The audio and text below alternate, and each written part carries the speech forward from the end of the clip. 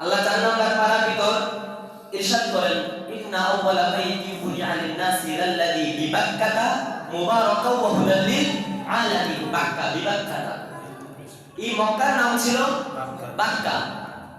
আল্লাহ তুমি বাক্কার নামটাকে মক্কা কেন বানাইলা? আসেন এই তথ্যটা আমরা জেনে নিই।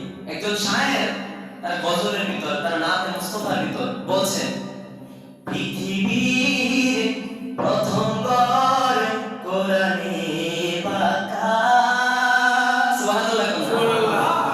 বন্ধুর নামের মিম দ্বারা করেছো মক্কা। সুবহানাল্লাহ। হায় হায়, আমার নবীর নাম কি? মুহাম্মদুর রাসূলুল্লাহ। এর জন্য শায়ের বলছে, পৃথিবীর প্রথম ঘর কোরআনে পাকা, বন্ধুর নামের মিম দ্বারা করেছো মক্কা। সুবহানাল্লাহ। আল্লাহু আল্লাহু আল্লাহু আল্লাহ আল্লাহু আল্লাহ লা ইলাহা ইল্লাল্লাহ। সবাই আল্লাহু আল্লাহু আল্লাহু আল্লাহ আল্লাহু আল্লাহ লা ইলাহা ইল্লাল্লাহ। যেথায় লক্ষ কোটি হাজিদের প্রেম মেলা। দুনিয়ার ভিতর কত কালো কাপড় দেখলাম, দুনিয়ার ভিতর কত কালো কাপড় আমাদের সামনে থাকে। মালিক, ওই কালো কাপড়ের মতো ইমোশনাল আর কোনো কাপড় নাই। ওই কালো কাপড়টা ধরার জন্য কত মাসে কান্দে, কত মাসে কান্দে। আর ওই কালো গিলাফের সামনে বলতে চায় লাব্বাইক লাব্বাইক ইয়া আল্লাহ, বলতে চান কি চান না? শায়ের বলছে, যেখানে লক্ষ কোটি হাজিদের মিলন মেলা, লাব্বাইক লাব্বাইক বলে লা শারীকা লাহ। আল্লাহু আল্লাহু আল্লাহু আল্লাহ আল্লাহু আল্লাহ লা ইলাহা ইল্লাল্লাহ। পৃথিবীর প্রথম ঘর কোরআনেতে পাকা, বন্ধুর নামের মিম দ্বারা করেছো মক্কা। পৃথিবীর প্রথম ঘর কোরআনেতে পাকা, বন্ধুর নামের মিম দ্বারা করেছো মক্কা। সুবহানাল্লাহ।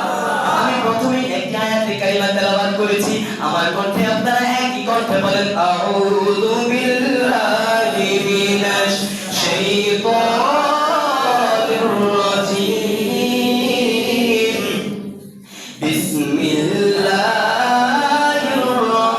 রাহমানির রাহিম।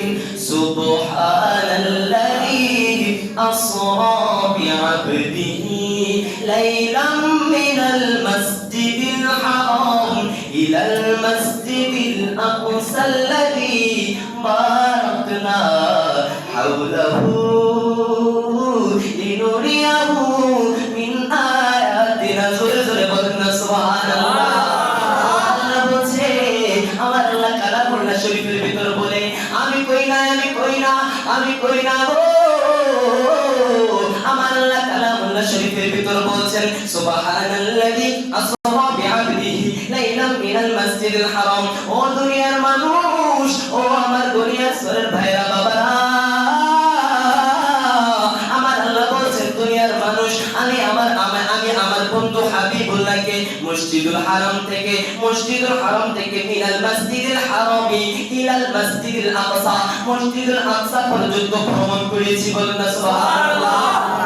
মসজিদুল হারাম থেকে মসজিদুল আকসা পর্যন্ত ভ্রমণ করিয়েছি, মসজিদুল হারাম থেকে মসজিদুল আকসা পর্যন্ত ভ্রমণ করিয়েছি। আমি আমার হাবিবকে শুধু তাই নয়, এই চতুর্পাশে আমি রহমত এবং বরকত নাযিল করেছি। সুবহানাল্লাহ।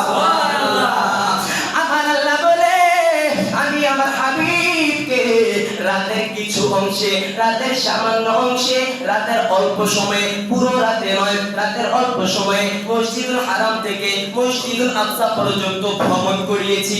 এটার ভিতরে মেরাজের কি ঘটনা? এবার প্রশ্ন আসে, হুজুর আপনি তো বললেন মেরাজের ঘটনা বলবেন, আপনি তো বললেন মেরাজের কথা বলবেন। এবার ভ্রমণ করেছে মসজিদুল হারাম থেকে মসজিদুল আকসা পর্যন্ত। সুবহানাল্লাহ, সুবহানাল্লাহ। মসজিদুল হারাম থেকে মসজিদুল আকসা পর্যন্ত ভ্রমণ করিয়েছেন। এর ভিতরে মসজিদুল হারাম থেকে আকসা পর্যন্ত ভ্রমণ করার মধ্যে মেরাজ কোথায়? মেরাজ তো পাই না গো। এর ভিতরে মেরাজের ঘটনা কই? বাবারা, বন্ধুরা রে আমার, ও বন্ধু আমার, আল্লাহ বলছেন ভ্রমণ করিয়েছি। এবার এই ভ্রমণের রাতটুকু আমার আল্লাহ সময় পর্যন্ত বলে দিয়েছেন, আমি রাতের সামান্য অংশের ভিতরে ভ্রমণ করিয়েছি। এবার প্রশ্ন হলো, আকর্ষণীয় বিষয় ভ্রমণ করাটা নয়, আকর্ষণীয় বিষয় হলো আমার আল্লাহ বলেছেন লাইলাম, আমার আল্লাহ রাতের কিছু অংশে ভ্রমণ করিয়েছে, রাতের কিছু অংশে ভ্রমণ করিয়েছে। এবার আমাদের জানা উচিত এইটুকু সময়ের ভিতর আমরা জানবো মসজিদুল হারাম থেকে মসজিদুল আকসা পর্যন্ত কত দূরের রাস্তা। বন্ধু, মসজিদুল হারাম থেকে মসজিদুল আকসা পর্যন্ত একদিন নয়, 2 দিন নয়, 3 দিন নয়, 30 দিন যাওয়ার জন্য লেগে যায়। বলেন না সুবহানাল্লাহ? 30 দিন প্রয়োজন লাগে মসজিদুল হারাম থেকে মসজিদুল আকসার মধ্যে যাইতে, আবার মসজিদুল আকসা থেকে মসজিদুল হারাম পর্যন্ত আসতে 30 দিন লাগে। কয়দিন? আওয়াজ আবার 60 দিন, মানে 2 মাস। 2 মাসের রাস্তা আমার আল্লাহ বলছেন রাতের কিছু সামান্য অংশে নাকি ভ্রমণ করাইছে। আমার আল্লাহ কেন প্রথম আসমানের কথা, দ্বিতীয় আসমানের কথা, তৃতীয় আসমানের কথা, চতুর্থ, পঞ্চম, সপ্তম আসমানের কথা বলে নেই? কারণ আমার আল্লাহ জানে ওই কাফের বেদিনরা, ওই কাফের বেদিনরা প্রথম আসমানের খবর জানে না, দ্বিতীয় আসমানের খবর জানে না, তৃতীয় আসমানের খবর জানে